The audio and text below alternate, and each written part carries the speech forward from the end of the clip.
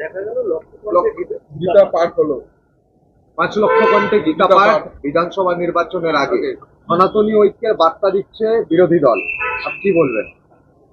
দেখুন, আমিও কিন্তু একজন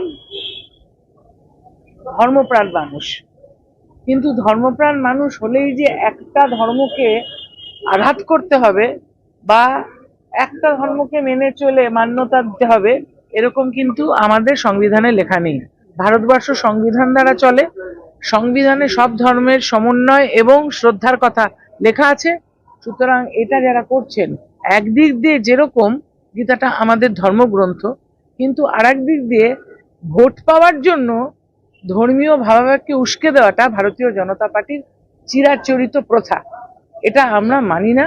আমরা সবাইকে নিয়ে চলতে চাই এবং আমরা ভোটের আগে ভারতীয় জনতা পার্টি যে ধর্মের সুরসুরি দেয় এটাকে ধিক্কার জানাই। টাটা।